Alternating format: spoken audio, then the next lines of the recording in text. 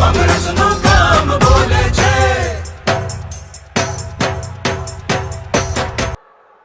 प्यारे कार्यकर्ता भाइयों और बहनों, आप सबका बहुत बहुत स्वागत, नमस्कार। प्रेस के हमारे मित्रों, आपका भी यहां स्वागत।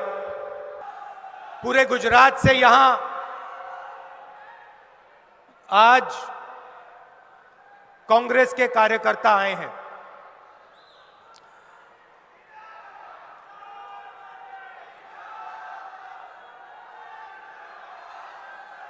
मतलब पूरे गुजरात से, गुजरात के हर कोने से, हर गांव से, हर बूथ से हजारों बब्बर शेर यहां आज आए हैं।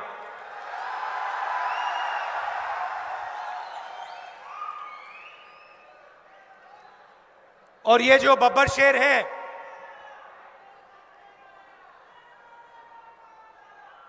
ये एक विचारधारा के लिए लड़ते हैं।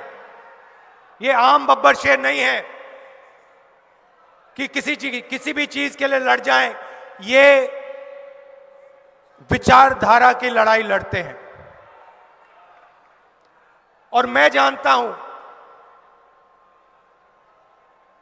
कि यहां गुजरात में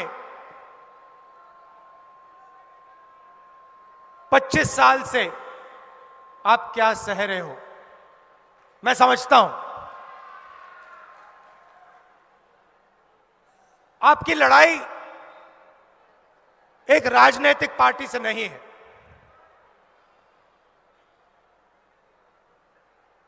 यह लड़ाई कांग्रेस और बीजेपी के खिलाफ नहीं है, बीच में, इनके बीच में नहीं है। सबसे पहले आपको समझना होगा कि आप किस चीज के खिलाफ लड़ रहे हो, किसके खिलाफ लड़ रहे हो।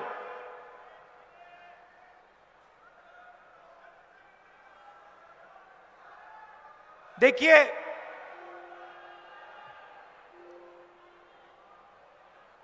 सरदार पटेल जी की बीजेपी ने मूर्ति बनाई। सरदार पटेल जी की दुनिया में सबसे बड़ी मूर्ति बीजेपी, नरेंद्र मोदी जी और आरएसएस के लोगों ने बनाई। सही? सरदार पटेल जी थे क्या? उन्होंने अपनी जिंदगी किन लोगों के लिए दी? वो किससे लड़े और क्यों लड़े? सबसे पहले सरदार पटेल जी सिर्फ एक व्यक्ति नहीं थे।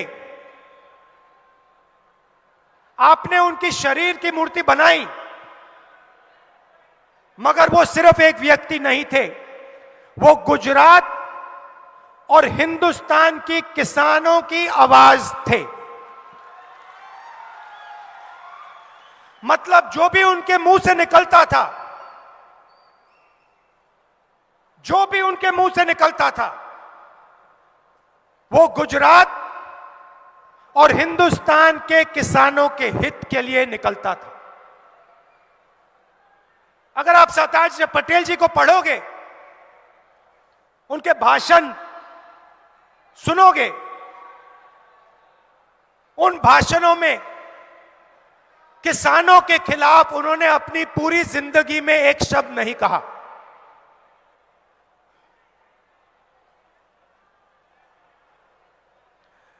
सरदार पटेल जी ने गुजरात के जो इंस्टीट्यूशंस थे, लोकतांत्रिक इंस्टीट्यूशंस, संस्थाएं,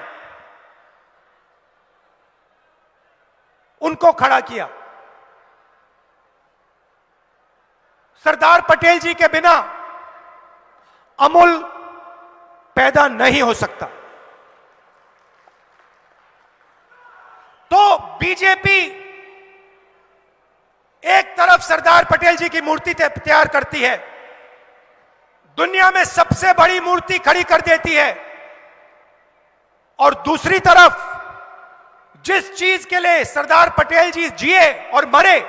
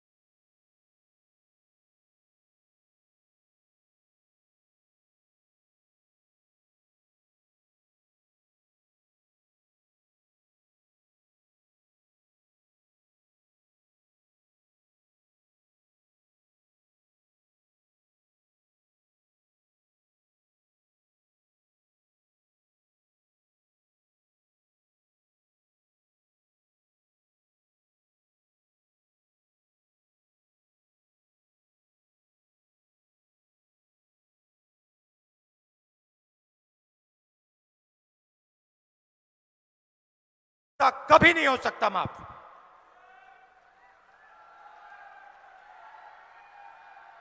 अगर आज सरदार पटेल जी होते, मैं आपसे पूछता हूं, गुजरात की जनता से पूछता हूं, अगर आज सरदार पटेल जी होते, क्या वो उद्योगपतियों का कर्जा माफ करते या किसानों का कर्जा माफ करते? अगर आज सरदार पटेल जी होते तो किसानों के खिलाफ वो ये 3 कानून कभी लाते? सवाल ही नहीं उठता। मर जाते मगर ये कानून नहीं पास होने देते। ये सच्चाई है। एक तरफ मूर्ति बनाते हैं और दूसरी तरफ उन्हीं की सोच पर आक्रमण करते हैं, उन्हीं का अपमान करते हैं।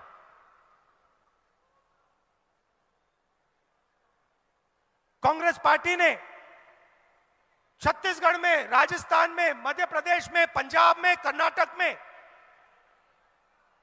किसानों का कर्जा माफ किया।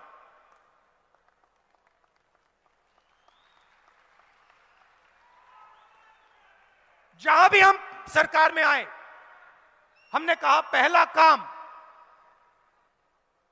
सरदार पटेल जी जो करते वो हम करके दिखाएंगे, और हमने कर्जा माफ कर दिया। और यहां भी 3 लाख रुपए तक का कर्जा हम माफ करेंगे हर किसान का।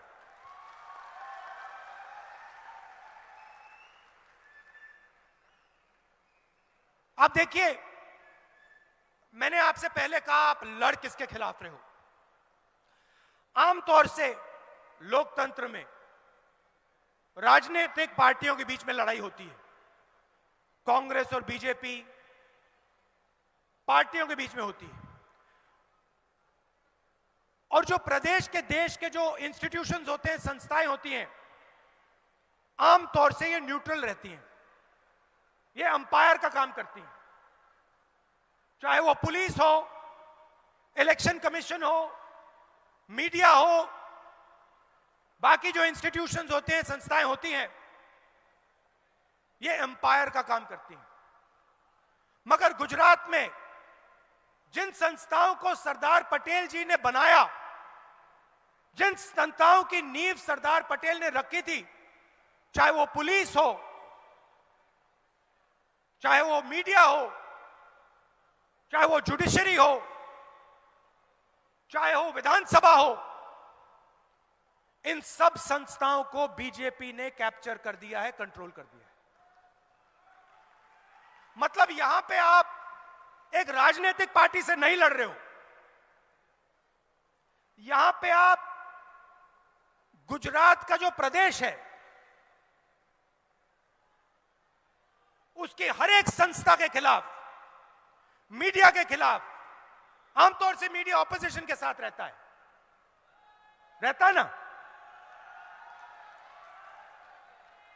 आमतौर से मीडिया ऑपोजिशन के साथ रहता है, मगर ना, ये बेचारे यहां आते हैं, इनकी गलती नहीं है, इनको सच्चाई दिख रही है, मगर इनको जो मालिक जो पीछे बैठे हैं,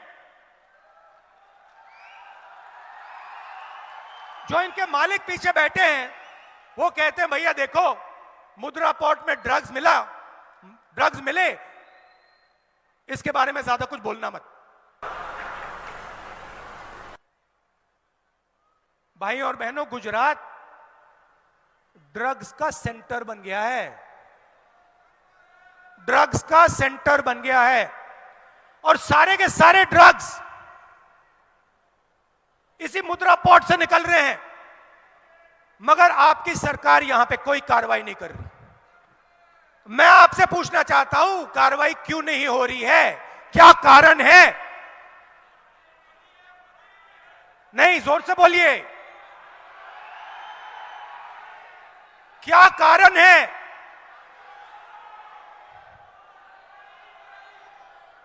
कि हर 2-3 महीने मुद्रा पोर्ट में ड्रग्स मिलते हैं, जो गुजरात के युवाओं का भविष्य को नष्ट कर रहे हैं, खत्म कर रहे हैं, मगर वहां पे कोई एक्शन नहीं लिया जा रहा। कारण क्या है? कोई ना कोई कारण तो होगा। अगर किसी गरीब व्यक्ति के घर में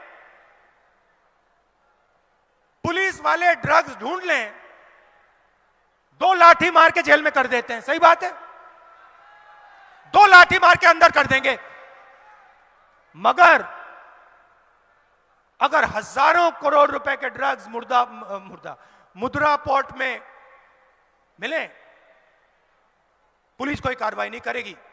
गुजरात मॉडल,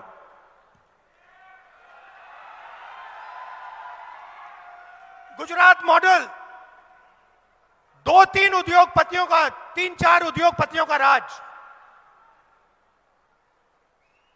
100% मीडिया का कंट्रोल।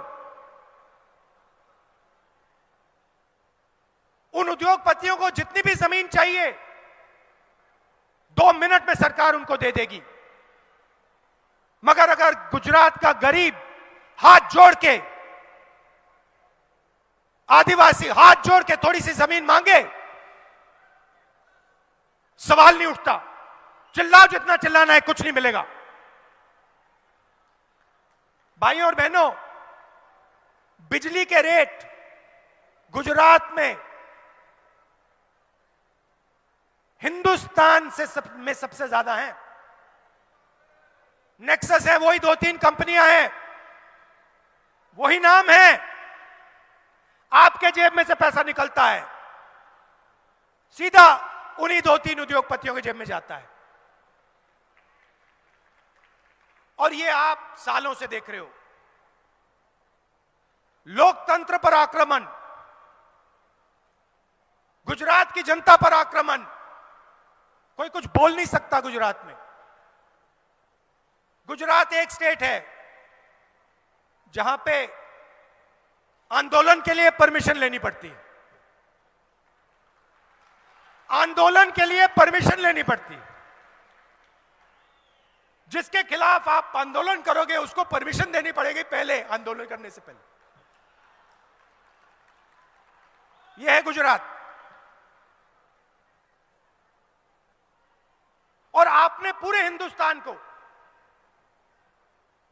अगर हिंदुस्तान के किसी भी व्यक्ति को व्यापार समझना हो, बिजनेस समझना हो, तो गुजरात उसको सिखा सकता है।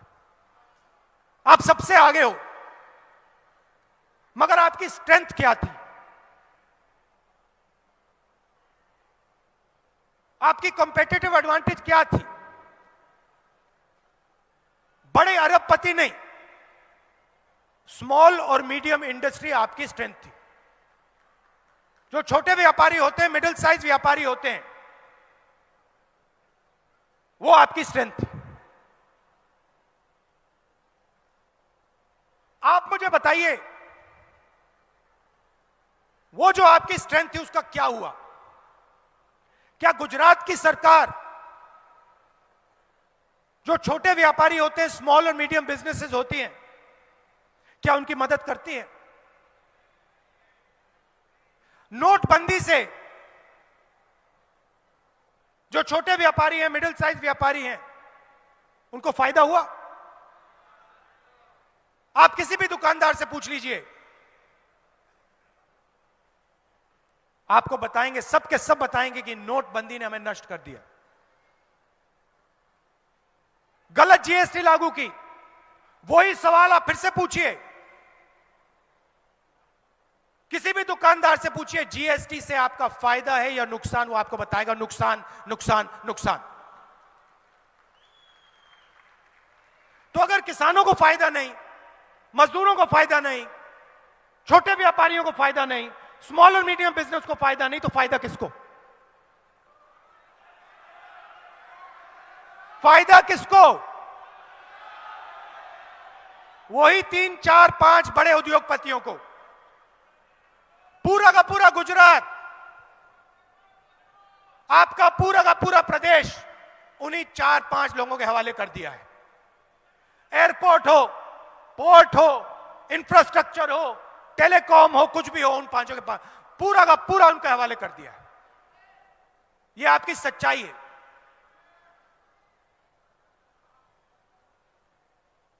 और अगर आप इसके खिलाफ लड़ना चाहो, आंदोलन करना चाहो, तो फिर पहले भैया परमिशन लेना, उन्हीं 3-4 उद्योगपतियों की परमिशन लेना, उससे पहले जनता की आवाज मत उठाना। क्या सरदार पटेल जी ने अंग्रेजों से आंदोलन करने के लिए परमिशन लिया था? क्या सरदार पटेल जी अंग्रेजों के सामने गए और उन्होंने उनसे पूछा कि भैया हमें परमिशन दे दो?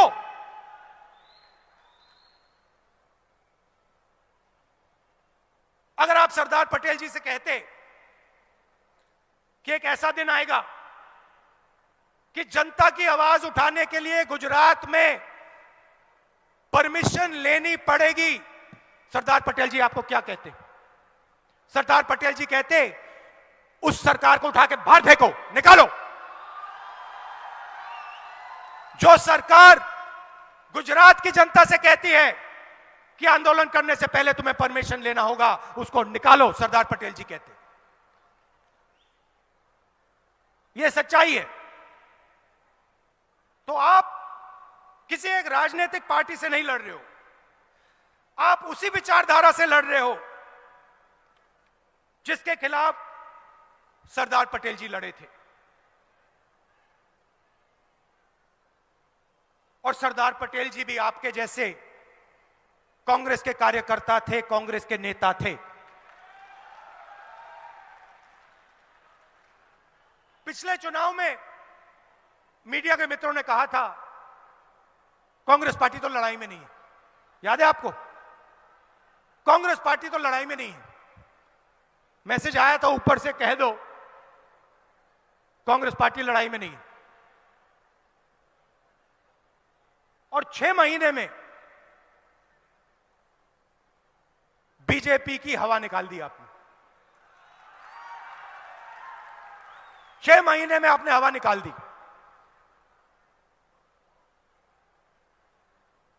थोड़ी सी कमी रही, मगर आप बब्बर शेर जैसे लड़े, एक साथ खड़े हो गए, विचारधारा के लिए लड़े, गुजरात के किसानों के लिए लड़े, व्यापारियों के लिए, स्मॉल और मीडियम बिजनेस वालों के लिए, युवाओं के लिए।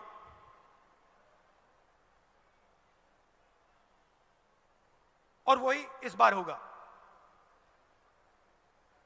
देखिए, मीडिया कुछ भी कह ले और इनको कहना पड़ता है, इन बेचारों की गलती नहीं है, ऊपर से ऑर्डर आता है। कुछ भी कह दे, मैं आपको बता रहा हूं कि गुजरात की जनता आपके साथ खड़ी हुई है। गुजरात की जनता तंग है, गुजरात की जनता गुस्से में है, दुखी है। बस आपको गुजरात की जनता के साथ खड़ा होना है और आपकी सरकार गुजरात की जनता की सरकार, गुजरात की आवाज की सरकार बन जाएगी।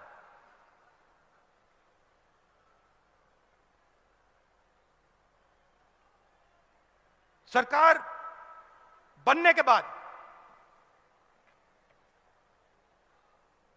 गुजरात की जनता के लिए कांग्रेस पार्टी क्या करेगी? पहले मैंने कहा किसानों का कर्जा माफ करेगी 3 लाख रुपए का, पहला काम।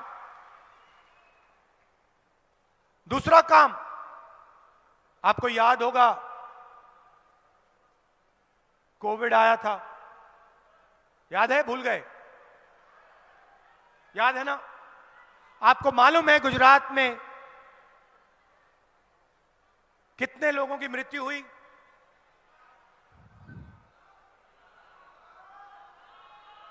3 लाख लोग, 3 लाख लोगों की मृत्यु हुई। आपने सोशल मीडिया पे, व्हाट्सएप पे, फेसबुक पे आपने देखा होगा, अस्पताल के सामने आपने लोगों को देखा होगा। क्या बीजेपी की सरकार ने कॉम्पनसेशन दिया?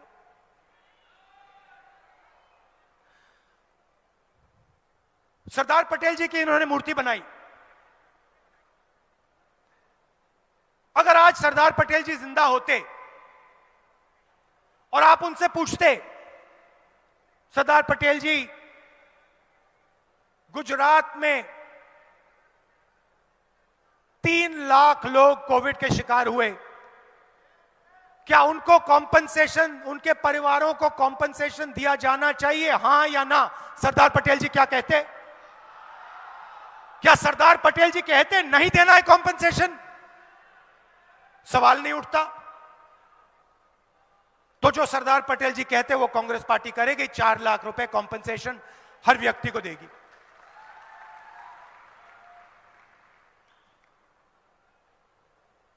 किसानों का बिजली बिल माफ करेगी और 300 यूनिट बिजली के जनरल कस्टमर्स को देगी।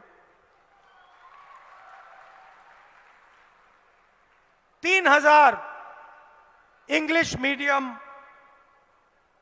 स्कूल और लड़कियों के लिए मुफ्त में शिक्षा कांग्रेस पार्टी देगी। हजारों स्कूलों को बीजेपी की सरकार ने बंद किया है। सरदार पटेल जी की मूर्ति लगाई हुई है, हजारों स्कूल को बंद कर रहे हैं। तो हम 3000 इंग्लिश मीडियम स्कूल खोलेंगे और मुफ्त में लड़कियों को शिक्षा देंगे। और जो मिल्क प्रोड्यूसर्स हैं उनको 5 रुपए की सब्सिडी और गैस सिलेंडर जो आज 1000 रुपए का है वो हम 500 रुपए में देंगे। जो यूपीए के समय में 400 रुपए हुआ करता था, जो आज 1000 रुपए है।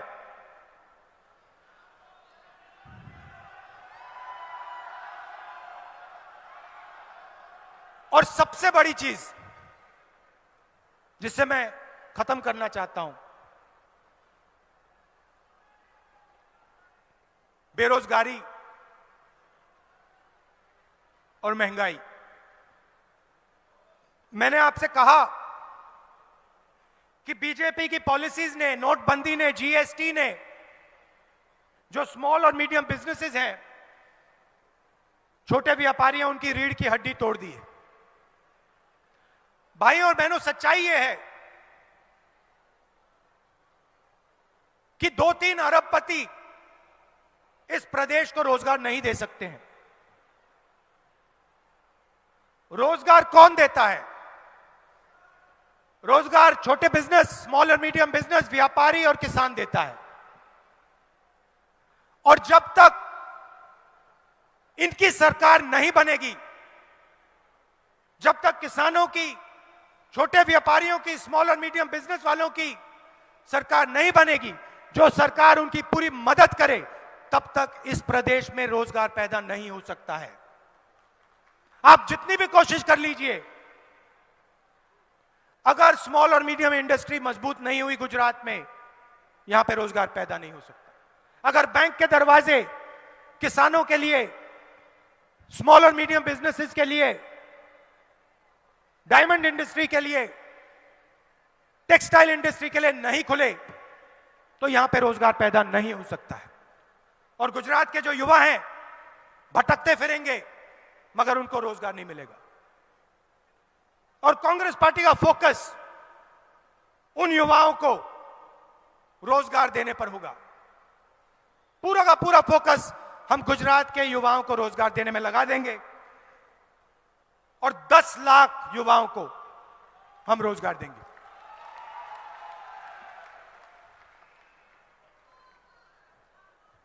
आपके सामने चुनाव है और मैं आपको बता रहा हूं, मैं पिछली बार भी आया था, इस बार भी आया हूं, मैं आपको बता रहा हूं, अगर आप लड़ गए,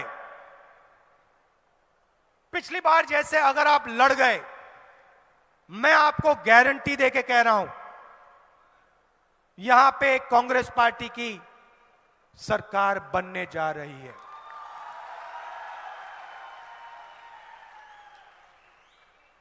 आप देखिए, पिछले 5 साल में कितना भ्रष्टाचार हुआ है। आमतौर से क्रिकेट टीम में अगर एक प्लेयर फेल होता है, एक प्लेयर को हटा देते हैं। गुजरात की सरकार की जो टीम है, उसमें एक प्लेयर को नहीं, पूरी की पूरी टीम को हटा के फेंक दिया। मतलब ये जानते हैं कि पिछले 5 सालों में इन्होंने गुजरात के लिए कुछ नहीं किया,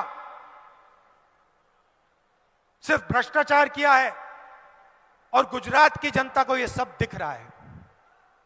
तो आप लड़ जाइए, मैं आपके साथ हूं, आप लड़ जाइए, और मैं आपको गारंटी कह के बता रहा हूं, अगर आप लड़ गए, अगर आप कांग्रेस पार्टी की विचारधारा के लिए लड़ गए, अगर आप किसानों की आवाज के लिए, मजदूरों की आवाज के लिए, आम जनता की आवाज के लिए लड़ गए, मैं आपको गारंटी करके कह रहा हूं, कांग्रेस पार्टी का कार्यकर्ता जीत जाएगा।